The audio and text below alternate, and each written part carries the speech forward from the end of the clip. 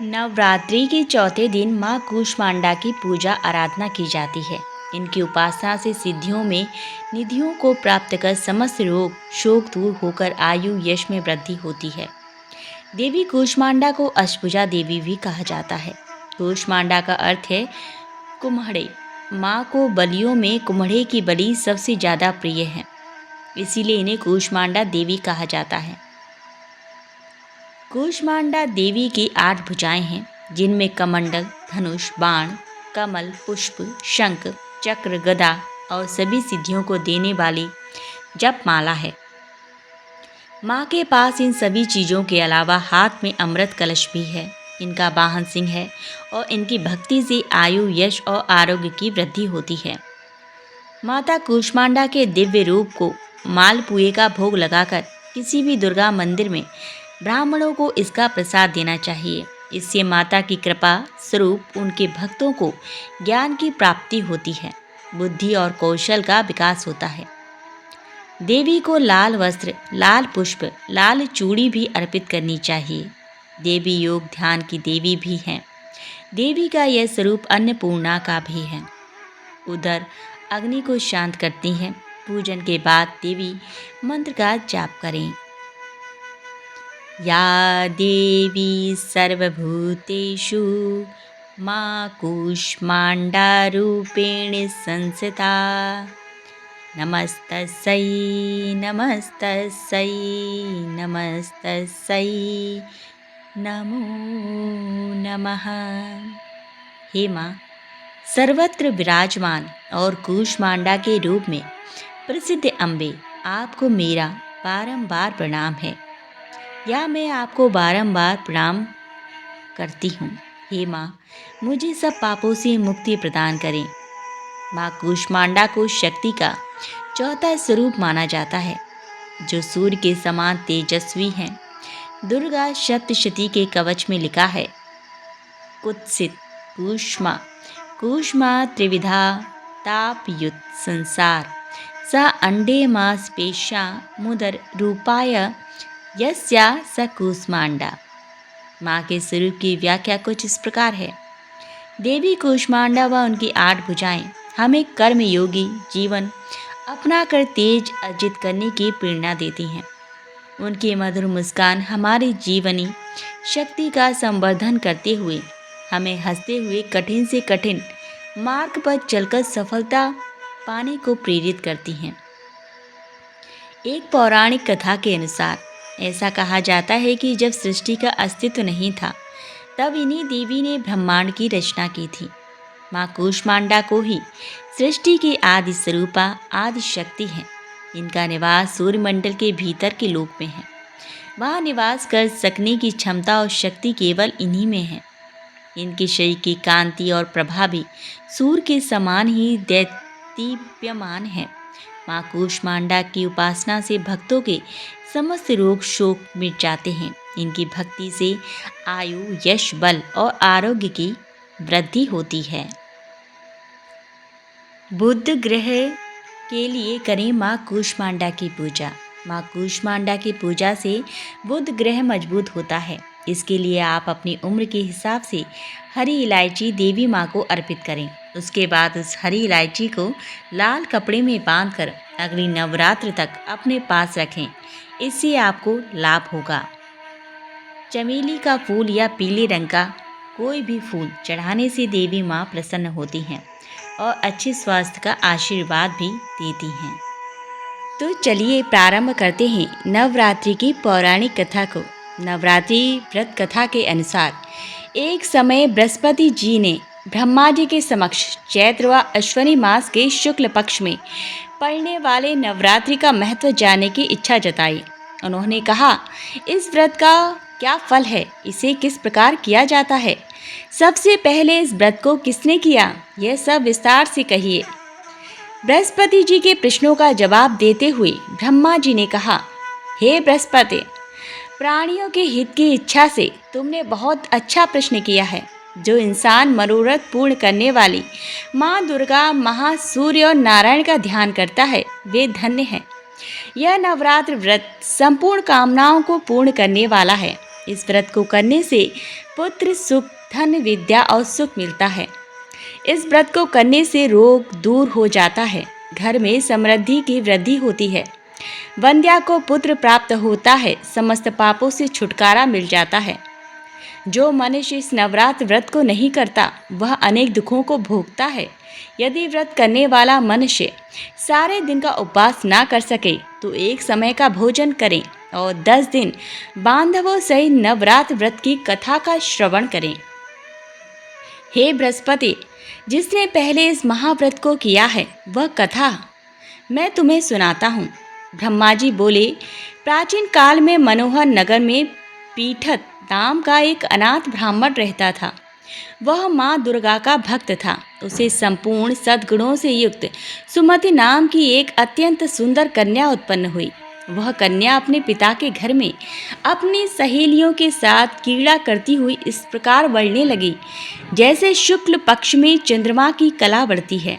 उसका पिता प्रतिदिन जब दुर्गा मैया की पूजा करके होम किया करता, वह उस समय नियम से वहां उपस्थित रहती। एक दिन सुमति भगवती के पूजन में उपस्थित नहीं हुई। उसके पिता को पुत्री की ऐसी असावधानी देखकर क्रोध आ गया और वह पुत्री से कहने लगा, अरे दुष्ट पुत्री, आज तूने भगवती का पूजन नहीं किया, इस कारण मैं किसी कुष्ठ रोगी या दरिद्र मनुष्य के साथ तेरा विवाह करूंगा। पिता की बात सुनकर सुमति को बड़ा दुख हुआ और पिता से कहने लगी, हे पिता, मैं आपकी कन्या हूँ तथा सब तरह से आपके अधीन हूँ। जैसी आपकी इच्छा हो वैसा ही करो, चाहे राजा से, चाहे कुष्ठी से, चाहे दरिद्र से, जिसके साथ मेरा विवाह करना चाहो कर दो, पर होगा वही जो मेरे भाग्य में लिखा है। क्योंकि कर्म करना मनुष्य के अधीन है, पर फल देना ईश्वर के अधीन है। कन्या के निर्भयता से कहे हुए वचन सुन उस ब्राह्मण ने क्रोधित हो अपनी कन्या का विवाह एक कुष्ठी के साथ कर दिया और अत्यंत क्रोधित हो पुत्री से कहने लगा, हे पुत्री, अपने कर्म का फल भोगो, देखें भाग्य के भरोसे रहकर क्या करती हो। पिता के ऐसे कटु वचनों को सुन सुमति मन में विचार करने लगी, अहो मेरा बड़ा दुर्भाग्य है जिससे मुझे ऐसा पति मिला। इस तरह अपने दुख का विचार करती हुई वह कन्या अपने पति के साथ वन में चली गई और डरावने कुशा युक्त उस निर्जन वन में उन्होंने वह रात बड़े कष्ट से व्यतीत की। उस गरीब बालिका की ऐसी दशा देख देवी भगवती ने पूर्व पुण्य के प्रभाव से प्रकट हो सुमति से कहा, हे दीन ब्राह्मणी, मैं तुमसे प्रसन्न हूँ, तुम जो चाहो सो वरदान मांग सकती हो। भगवती दुर्गा का यह वचन सुन ब्राह्मणी ने कहा, आप कौन हैं वह सब मुझसे कहो। ब्राह्मणी का ऐसा वचन सुन देवी ने कहा कि मैं आदि शक्ति भगवती हूँ और मैं ही ब्रह्म विद्या व सरस्वती हूँ। प्रसन्न होने पर मैं प्राणियों का दुख दूर कर उनको सुख प्रदान करती हूँ। हे ब्राह्मणी, मैं तुझ पर तेरे पूर्व जन्म के पुण्य के प्रभाव से प्रसन्न हूँ। तुम्हारे पूर्व जन्म का वृत्तांत सुनाती हूँ, सुनो। तू पूर्व जन्म में निषाद की स्त्री थी और अति पतिव्रता थी। एक दिन तेरे पति निषाद ने चोरी की। चोरी करने के कारण तुम दोनों को सिपाहियों ने पकड़ लिया और जेल खाने में कैद कर दिया। उन लोगों ने तुझको और तेरे पति को भोजन भी नहीं दिया। इस प्रकार नवरात्रि के दिनों में तुमने ना तो कुछ खाया और ना जल ही पिया। इस प्रकार 9 दिन तक नवरात्र का व्रत हो गया। हे ब्राह्मणी, उन दिनों में जो व्रत हुआ, इस व्रत के प्रभाव से प्रसन्न होकर मैं तुझे मनोवांछित वर देती हूँ। तुम्हारी जो इच्छा हो सो मांगो। इस प्रकार दुर्गा माँ के वचन सुन ब्राह्मणी बोली, अगर आप मुझ पर प्रसन्न हैं तो हे दुर्गे, मैं आपको प्रणाम करती हूँ। कृपा करके मेरे पति का कोढ़ दूर करो। देवी ने कहा, उन दिनों तुमने जो व्रत किया था उस व्रत का एक दिन का पुण्य पति का कोढ़ दूर करने के लिए अर्पित करो। उस पुण्य के प्रभाव से तेरा पति ठीक हो जाएगा। इस प्रकार देवी माँ के वचन सुन वह ब्राह्मणी प्रसन्न हुई और पति को निरोग करने की इच्छा से जब देवी ने तथास्तु ऐसा वचन कहा। तब उसके पति का शरीर भगवती दुर्गा की कृपा से कुष्ठ रोग से रहित हो गया। वह ब्राह्मणी पति को देख देवी की स्तुति करने लगी। हे दुर्गे, आप दुर्गति को दूर करने वाली, तीनों लोकों का संताप हरने वाली, समस्त दुखों को दूर करने वाली, रोगी मनुष्य को निरोग करने वाली, प्रसन्न हो वनवांछित वर देने वाली और दुष्टों का नाश करने वाली जगत की माता हो। हे अम्बे, मुझ निरपराध अबला को मेरे पिता ने कुष्ठ मनुष्य के साथ विवाह कर घर से निकाल दिया। पिता से तिरस्कृत निर्जन वन में विचर रही हूँ। आपने मेरा इस विपदा से उद्धार किया है। हे देवी, आपको प्रणाम करती हूँ, मेरी रक्षा करो। उस ब्राह्मणी की ऐसी स्तुति सुन देवी माँ बहुत प्रसन्न हुई और ब्राह्मणी से कहा, हे ब्राह्मणी, तेरे उदालय नामक अति बुद्धिमान धनवान कीर्तिमान पुत्र शीघ्र उत्पन्न होगा। ऐसा वर देकर देवी ने ब्राह्मणी से फिर कहा कि और जो कुछ तेरी इच्छा है वह मांग ले। सुमति ने कहा, हे भगवती दुर्गे, अगर आप मुझ पर प्रसन्न हैं तो कृपा मुझे नवरात्र व्रत की विधि का विस्तार से वर्णन करें। ब्राह्मणी के वचन सुन माँ दुर्गा ने कहा, हे ब्राह्मणी, मैं तुम्हें संपूर्ण पापों को दूर करने वाला नवरात्र व्रत की विधि बतलाती हूँ। चैत्र मास के शुक्ल पक्ष की प्रतिपदा से लेकर 9 दिन तक व्रत करें। यदि दिन भर का व्रत ना कर सकें तो एक समय का भोजन करें। शुभ मुहूर्त में घट स्थापना करें और वाटिका बनाकर उसको प्रतिदिन जल से सींचें। महाकाली, महालक्ष्मी और महासरस्वती की मूर्तियां स्थापित कर उनकी विधि सहित पूजा करें। बिजौरा के फल से अग्र देने से रूप की प्राप्ति होती है। जाय फल से अग्र देने पर कीर्ति, दाग से कार्य की सिद्धि होती है। आंवले से सुख की प्राप्ति और केले से अग्र देने से आभूषणों की प्राप्ति होती है। इस प्रकार पुष्पों व फलों से अघर्य देकर व्रत का समाप्त होने पर 9वें दिन विधि विधान हवन करें। खांड, घी, गेहूं, शहद, जौ, तिल, बेल, नारियल, दाक और कदम जैसी विभिन्न सामग्रियों से हवन करें। आंवले से कीर्ति की और केले से पुत्र की, कमल से राज सम्मान की और दाखों से संपदा की प्राप्ति होती है।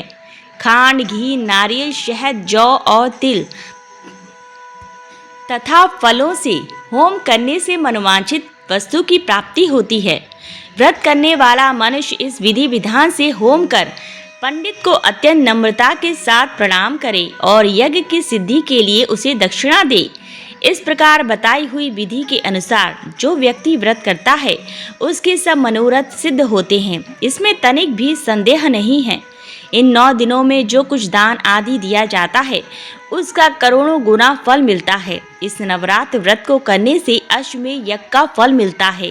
हे ब्राह्मणी, इस संपूर्ण कामनाओं को पूर्ण करने वाले उत्तम व्रत को तीर्थ, मंदिर अथवा घर में विधि के अनुसार करें। ब्रह्मा जी बृहस्पति जी से बोले। इस प्रकार ब्राह्मणी को नवरात्र विधि बताकर देवी अंतर्ध्यान हो गई। अतः जो मनुष्य या स्त्री इस व्रत को भक्ति पूर्वक करता है वह इस लोक में सुख प्राप्त कर अंत में मोक्ष की प्राप्ति करता है। ब्रह्मा जी बृहस्पति जी से कहते हैं कि यह इस दुर्लभ व्रत का महात्म्य है जो मैंने तुम्हें बताया है। ऐसा सुन बृहस्पति जी आनंद से प्रफुल्लित हो गए और कहने लगे कि हे ब्राह्मण, आपने मुझ पर अति कृपा की जो मुझे इस व्रत का महात्म्य सुनाया।